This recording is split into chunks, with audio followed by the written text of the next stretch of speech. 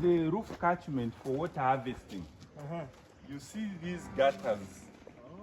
These gutters collect the water, and the water comes down here, and then it goes here. This is our inspection point.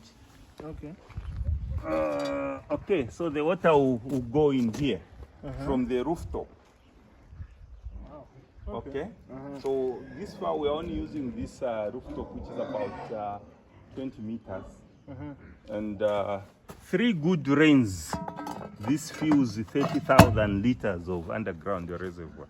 Come, I show you where the reservoir is.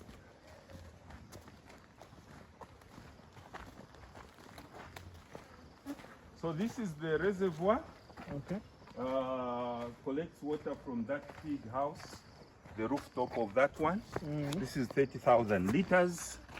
You can see this is on about 3 rains. It's almost going to half. Yes. Yes. And so this plus the 60,000 when it is operating is what we rely on during the dry season, or if there is a problem with the pump. Yes, that comes here. How do you pump this water out? Okay, so the idea is to put a pump there. Okay. But then the guys used their initiative, ingenious, and so they just draw this like from a well. Oh, okay. They put it down there and pull it. Okay. Maybe you want to try, like in the village. Okay. So they just lower that down.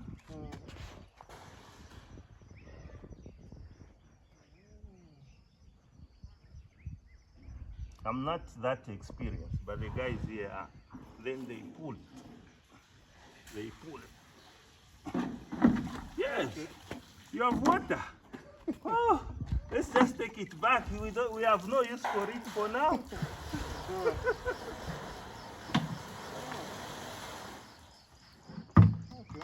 Sure. So as I was preparing to buy a pump and stuff, the guy said, boss, we are wasting time. We can just do this. Yes. So that's where, those are the gutters, and all this water is piped here.